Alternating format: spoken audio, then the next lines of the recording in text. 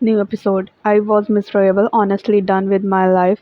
I don't know what day it is, or what time it is, or where I am. I don't know what's happening in the outside world, how everyone is doing, and what these 50 refugees are planning. All I know is that Nida was long gone, probably back to the pack to try to steal Taehyung away from me while these peasants try to break me. You can imagine in every possible way. Physically check, emotionally check, mentally not check. They will never break me. I won't allow them, not anymore.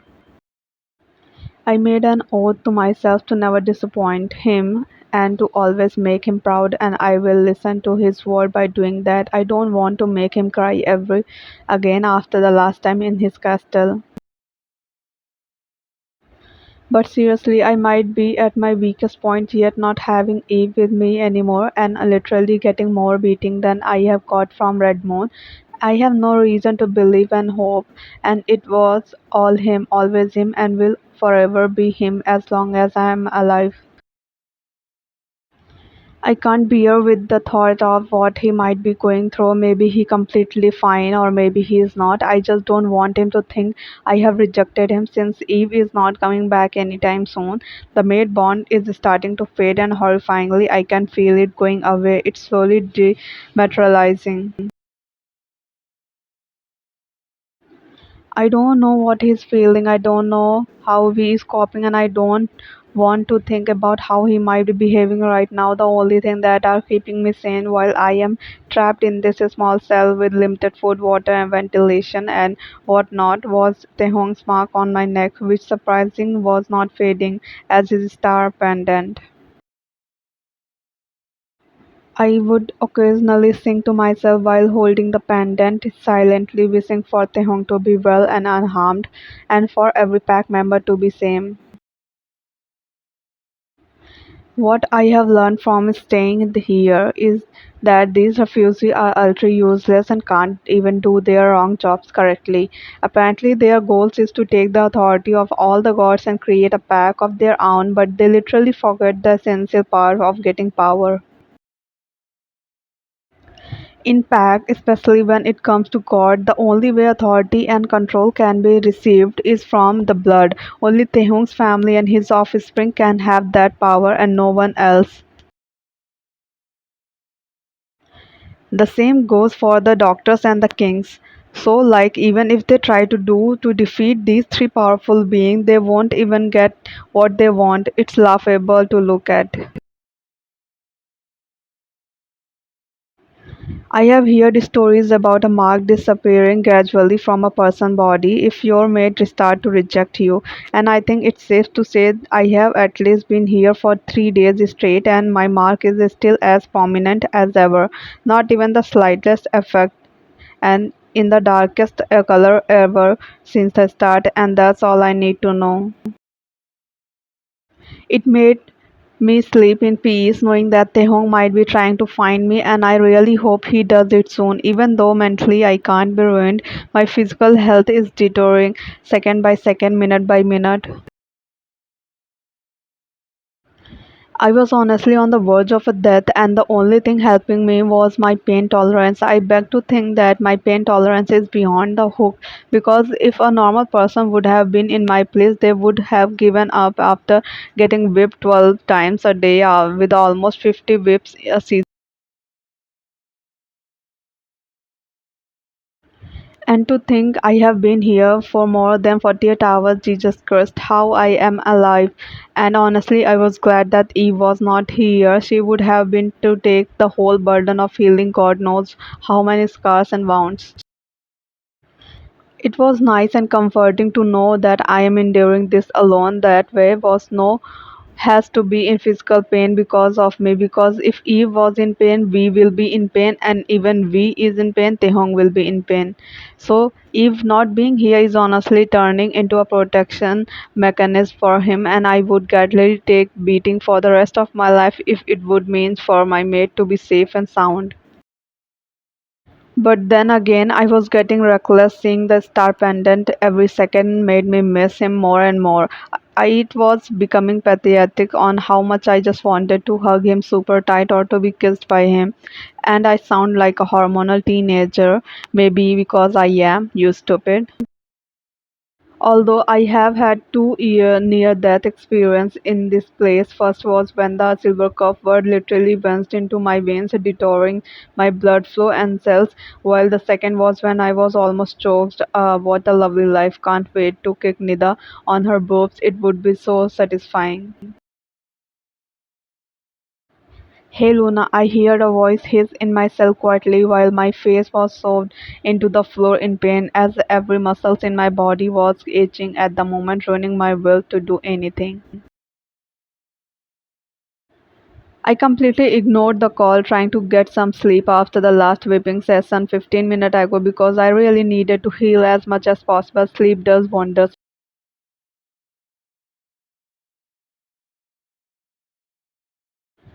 Come on, don't ignore me. I know you can hear me. I could feel the person rolling their eyes at me as I groaned to myself in irritation, just wanting to get some peace after all those screams of pain and agony coming out of my strained vocal cords. Please listen to me. I mean no harm. I'm here to help you. His voice boomed softly as I hear the touching of a nails of the cell I was in, and I shifted my head to see who graced me with their presence. It was a girl, maybe a little taller than me, who had a beautiful tanned skin and hazel eyes with freckles, along with natural hair, stood ahead of the cell with her hands on the bar. What do you want? I glared at her, retreating my figure back to the wall, not wanting to get closer to her as she rolled her eyes again. I told you I'm here to help you, she repeated herself. I don't want help from you, you refusee, Missy. I retorted. I was born a refugee. My parents are bad people. I didn't choose to be a refugee. She tried to justify her place and I yawned. And I know the layout of the place very nicely. So what? That doesn't prove anything. Why the should I trust you? I bitterly spat, not even caring whether I sounded rude or not. Gosh, these days have made me moodier than I have ever been on my period. Because I am the only refugee here who has not picked up a whipped and beaten you from hours, and instead, in having a normal conversation with you, that's too offering you for escaping. She chippered joyfully, making me suspicious glare at her, and she huffed while throwing her head back. Just please let me help you. I wanna get out of this place as much as you want to. She plead, clutching into the bars of the prison cell, and I scoffed. Just go, stranger. I don't want your help. Leave me alone. I'm not in a place to trust anyone. Even if you are good, I can't trust you so quickly after neither. I quickly dismissed her offer, seeing her frown in confusion and pity at me, knowing what had happened between me and her, and how much she betrayed all of us before I turned away from her and faced the wall.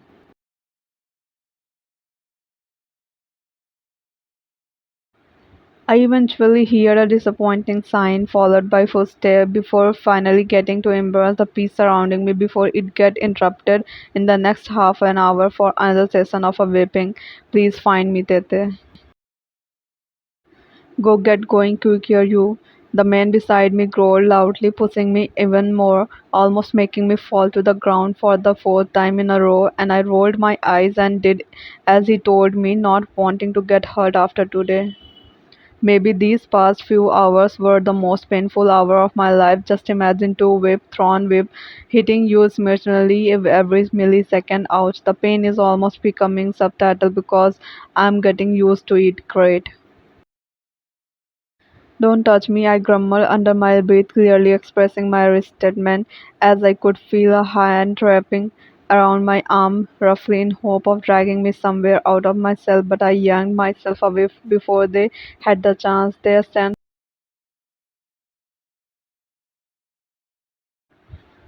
I will touch you wherever I want. You don't rule me. The man spat while again grabbing my arm roughly, almost crashing me into him, and I huffed while struggling. His grip was so tight it almost felt like my circulation was being cut off, and it hurt like a. You need to stay strong, Yuna. He will find you soon. Don't break, don't crack, not like before.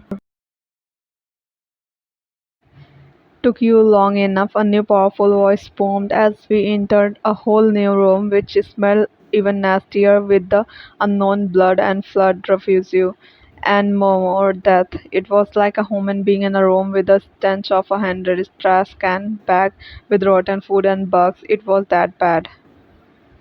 I see you have treated her well. The same voice clicked their lips with a poisonous voice dripping sarcasm on the spot, and I sneered at this person from afar, seeing him sit on the throne like chair. He was utterly disgusting with yellow teeth and a scrunchy beard, while a scars ran down his right eyes, and I was literally wanting to gag and barf on his face. He looked terrifyingly 50, and it was like I will go near him, I will be stained permanently. Oh God, why I am here? Bring her here, he commanded poisonously, while the three corpses who brought me here lifted me off the ground, effortlessly giving me no chance to struggle as my wrists were damaged to the brim and my ankle were on fire. There were about 50 refugees or more in the present room, and all of them were laughing and snickering mechanically at me, other than just one person.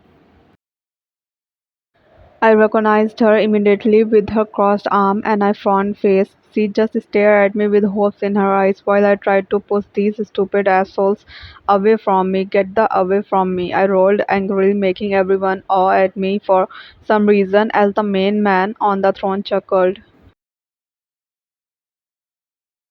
Festy, huh, what a treat, but alas, you are not good as my own toy. He chuckled while making a pretty pale girl come from behind his seat and pulled her into his lap while it looked like she was crying for hours.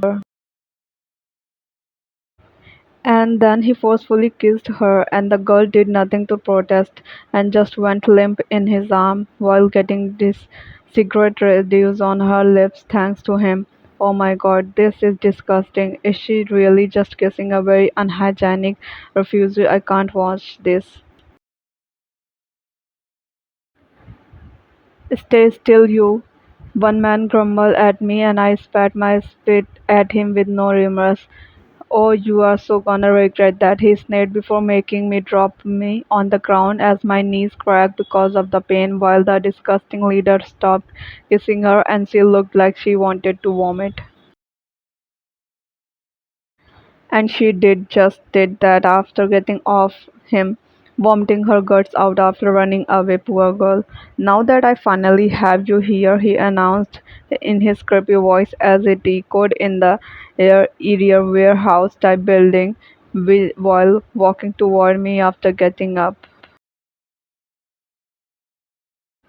I can assuring know that your precious mate will come to find you, and when he does, I'm sure you would love to die with him. He chuckled while reaching my kneeling figure, and I glared at his nasty boot. You will never win. He will come and kill you in 1 second. I growled, making him laugh out loud. That's what you think, sweetheart. You can keep dreaming, but the thing is, I have one thing that he doesn't, and that's you, all broken and hurt on the verge of a death. So killing you in front of him would do the job itself. I was just waiting for him to arrive, but it looked like he is not.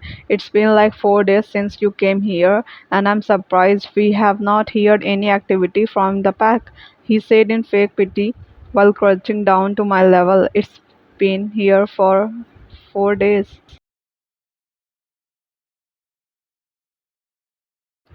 Guess he really doesn't love you as you thought, he whispered cunningly, and I rolled my eyes. Whatever help you sleep, I making him clasp his hand. I think knowing you are suffering will help me sleep anyways, my play doll.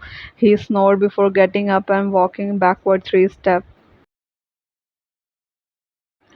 Take her to the common room, making sure the business is done. and report back to plan for attack. He instructed the three men behind me as they nodded firmly before grabbing me again, and I yelled in pain because of their toughness while they started to drag me on the floor. Happy Dreams played all the main man chipper while waving at me with a horrifying smile, and I was thrown into a different room all by myself as the three men dusted their outfit. Don't even think about doing something in here, one man groaned before leaving, with everyone making me whimper because of the fall as they smashed the door very loudly, resulting in me flinching. I just sat there on the floor, desperately crying my eyes out because of the torture on my body, as everything in me felt heavy and unpleasant. Where are you, Tehong? Why are you not here yet? Please just find me now. I need you, like, seriously need you right now, please. Don't even dare try to come near me, I whispered a sniff, hearing the door open again softly after a few minutes of loneliness. I think this room before I heard some tiny footstep coming toward me. I immediately tried to scoot away from the door to no avail because of the lack of strength and overly painful agony on my flesh.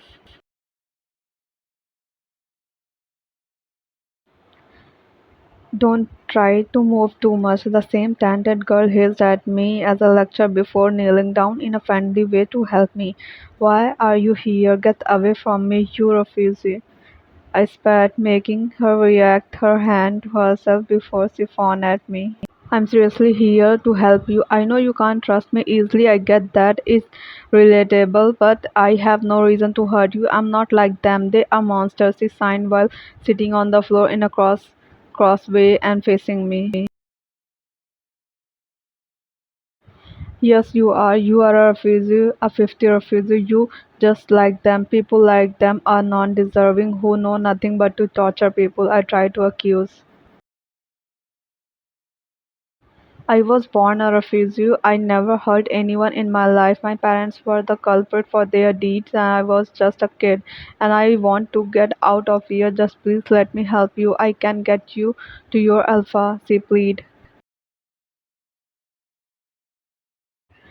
How? I don't know whether you are going to kill me in that way, or worse, take me to the another torturing chamber or make me suffer more, I whimpered. Trust me, Yuna, I'm not like them. I hate them. I hate being a refugee.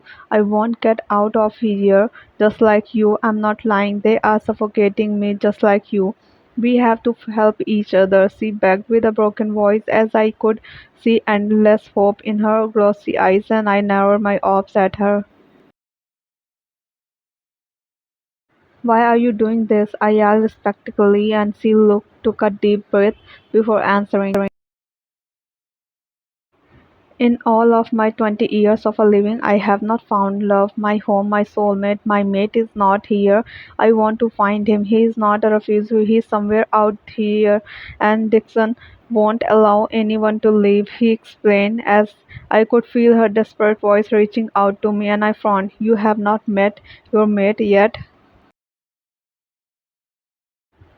No, and I'm getting reckless. My wolf is getting reckless. I have been 4 years since the mating age and I can't do anything about it. Please, please let me help you. I know what it's like to be away from your mate. I can see the pain in you, and I know Alpha Tehong is suffering as much as you are, but just give me a chance. I promise to keep you away from all the beating. Just let me do this. She insisted while reaching a hand out to me, and I squinted in anxiety, not knowing what to do. Please, we need each other. I will owe you one if you are with me in this. She insisted, almost on the verge of a crying, and I think she is not lying. What's your name? Kriya.